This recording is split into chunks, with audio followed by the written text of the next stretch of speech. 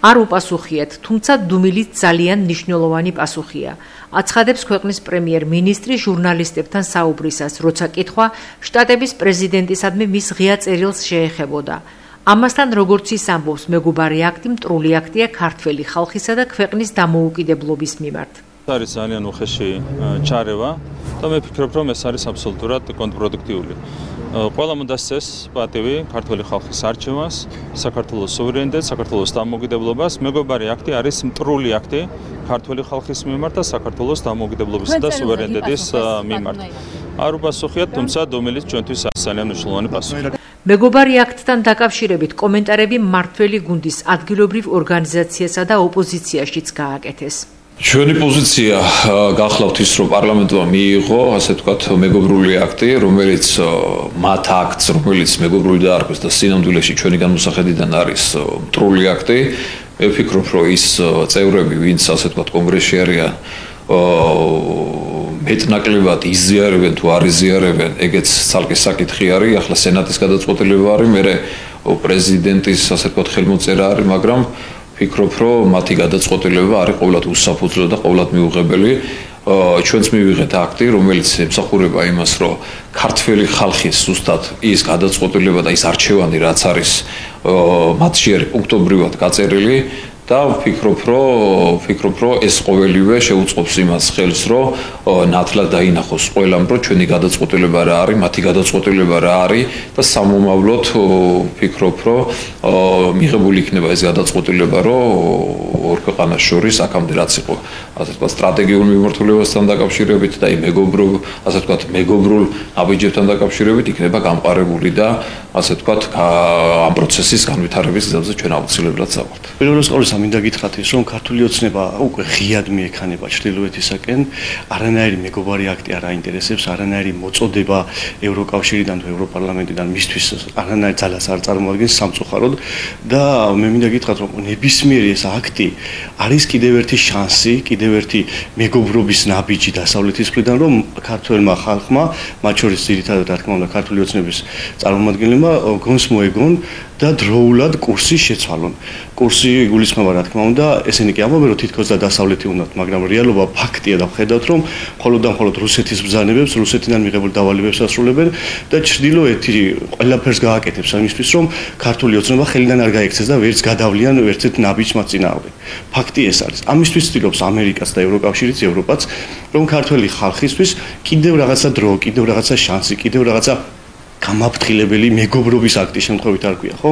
მაგრამ სამწუხაროდ ხედავთ, რას აკეთებს ქართული ოცნების ერთპარტიული პარლამენტი, არალეგიტიმური პარლამენტი, სამწუხაროდ ისინი აბსოლუტურად ყველანაირ მეგობრობის ხელს უარყოფენ, რა თქმა უნდა, დასავლეთისკენ არც ერთ ნაბიჯს არც გადადგავენ, ეჭვიც არ მეპარება ამაში, რადგან ერთადერთი მათი მბრძანებელი ქართული ოცნების ეს არის რუსეთი, მათი ბიძინა ივანიშვილი დამოკიდებულია და მათი ნებისმიერი აიკი პრემიერი დამოკიდებულია რუსეთზე.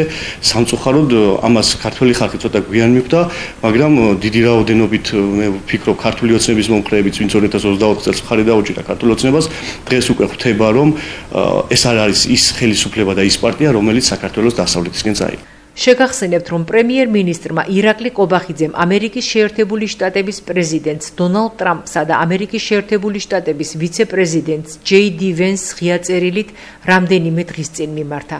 კობახიძე წერილში საუბრობს საქართველოს ხელისუფლების წარმომადგენლების მიმართ დაწესებულ სანქციებზე და ამერიკის შეერთებული შტატების ადმინისტრაციის მისამართით ამბობს, რომ გასაკვირია, რომ ისინი ბაიდენის გადაწყვეტილებებს მკაცრად აკრიტიკებენ, მაგრამ მის დანაშაულებრივ გადაწყვეტილებებს დღემდე არ ასწორებენ. გარდა ამისა, კობახიძის თქმით, საქართველოს ხელისუფლებისა და ამერიკის შეერთებული შტატების ადმინისტრაციის ღირებულებებს შორის სრული თანხმედრაა. პრემიერი იმედს გამოთქვამს, რომ ქართულ-ამერიკული ურთიერთობები გადაიტვირთება და სტრატეგიული პარტნიორობაც აღდგება.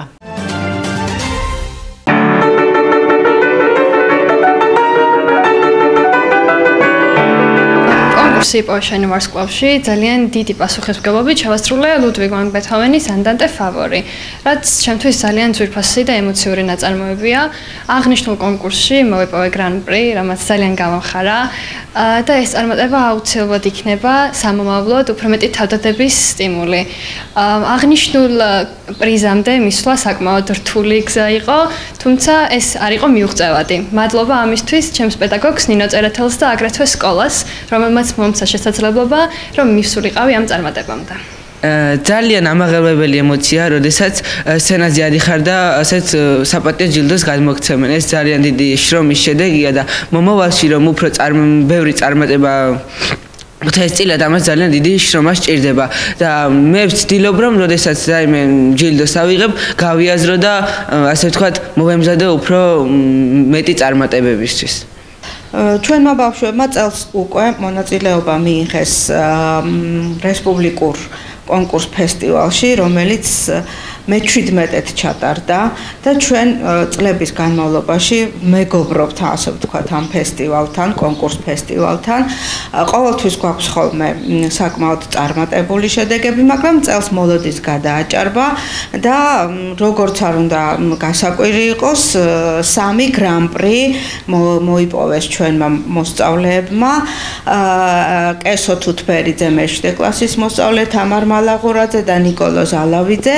ეს ის ბავშვები არიან, რომლებიც მთელი წლის განმავლობაში თავდაუზოგავად თავის პედაგოგებთან ერთად შრომობენ ბეჯითად და აქვთ გარკვეული შედეგები და გარკვეულ სასიამოვნო და წარმატებულ ფურცელს ავსებენ რევაზ ლაქიძის სახელობის სამუსიკო სკოლის ისტორიაში. განსაკუთრებულად აღინიშნა წელს ჩვენი სკოლის მოსწავლეების მიღწევა საკმაოდ კომპეტენტურ ჟიურისთან ერთად. პედაგოგებს გადაეცათ, ანუ გრან-პრის მფლობელ მოსწავლეების პედაგოგებს გადაეცათ სპეციალური პრიზები.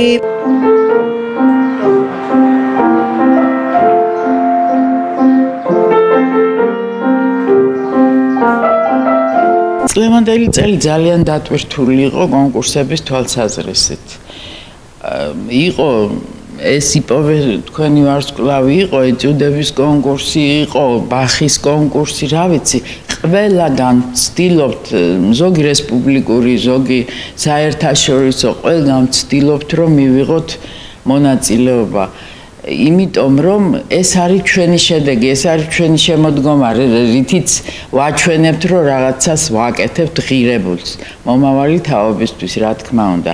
წლევანდელი წელიც ძალიან დატვირთული იყო, მაგრამ არ ვარ უკმაყოფილო, ისეთი კარგი შედეგები გქონდა, რომ რამდენიმე გრან-პრი, რამდენიმე პირველი ადგილი, გამორჩეული ბავშვები, ეს ბოლო კონკურსი განსაკუთრებით იპოვეშენი ვარსკვლავი, 3 გრან-პრი ეს იმას ნიშნავს, რომ სკოლის შრომა აღიარებულია. რამდენიმე სკოლას მიენიჭა წლის სანიმუშო სკოლის წოდება. ეს იმას ნიშნავს, რომ ჩვენი ნაშრომი, რაც წარმოვაჩინეთ და წარმოვაჩინეთ საკმაოდ ვრცლად, ასე ვთქვათ, 17 ბავშვის მონაწილეობით, უკვე მიღებული იყო და შეფასებული იყო როგორც სანიმუშო კარგი შედეგი. 3 გრან-პრიც ჯერ არ მიგვიღია, მინდა გითხრათ, ეს პირველი შემთხვევა იყო, ეს მოხდა თანხვედრა საუკეთესო ბავშვების დიდი შრომის, პედაგოგების დიდი ღვაწლის და მივახციეთ ესეთ შედეგს.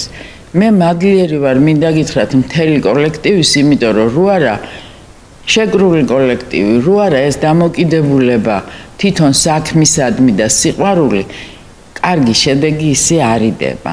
ამიტომ დიდი მადლობა კოლექტივის თითოეულ წევრს იმისთვის, რომ ესე შრომობენ და მადლიერი ვარ ყველა მოსწავლის, რომელიც თავს არ ზოგავს იმისთვის, რომ სკოლის სახელი ესე წარმატებულად გაიტანოს რესპუბლიკის მასშტაბით.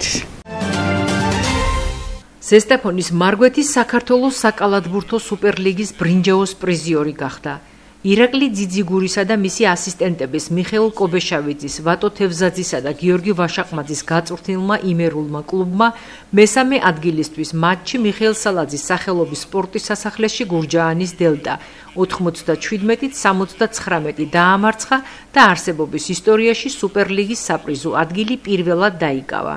წლებია მესამე ადგილი ერთი მატჩით თამაშდება და ის მეტოქეთაგან იმ გუნდის მოედანზე იმართება, რომელმაც რეგულარული ჩემპიონატი უკეთეს ადგილზე დაასრულა. ზესტაფონის მარგვეთი ჩემპიონატში მეოთხე ადგილზე იყო, გურჯაანის დელტა კი მეშვიდეზე. მესამე ადგილის მფლობელთათვის განკუთვნილი მედლები და სიგელები მარგვეთის წევრებს ზესტაფონის მერთან ერთად სუპერლიგის დირექტორის მრჩეველმა კობა კობიაშვილმა გადასცა.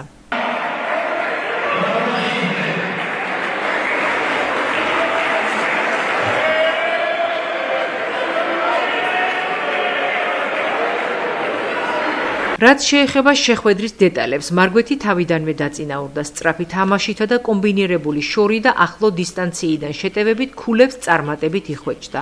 მასპინძლებმა მოიგეს პირველი და მეორე პერიოდი. მესამეს დასაწყისში კი 15 ქულით დაწინაურდნენ. თუმცა აღსანიშნავია, რომ გურჯაანელები მესამე პერიოდში საგრძნობლად გააქტიურდნენ და ქულათა შორის სხვაობა ერთამდე შეამცირეს.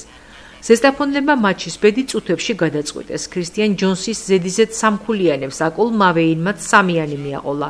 მარტინმაც ჩააგდო და სანდრო სანაძემ შორის სროლი წერტილი დასვა. ზესტაფონელთა ლიდერობამ 15 ქულას მიაღწია და ცხადი გახდა, რომ დარჩენილ 4 წუთში მასპინძლები ბრინჯაოს მედლებს აღარავის დაანებებდნენ. მარგვეთში 23 ქულით ჯონსი და მარტინი გამოირჩნენ. ვახტანგ გაფრინდაშვილმა 20 ქულა მიითვალა, სანდრო სანაძემ 18. დელტაში 22 ქულით საუკეთესო პოტერი იყო, ლინჩმა 16 ქულა და 9 მოხსნა მოაგროვა. სუპერლიგის საჩემპიონო სერიის პირველ მატჩში ქუთაისმა თბილისის სახელმწიფო უნივერსიტეტს უმასპინძლა და 20 ქულიანი სხვაობით წააგო. სერიის მეორე მატჩი ისევ ქუთაისში 22 მაისს გაიმართება. ფინალური სერია 3 მოგებამდე გაგრძელდება.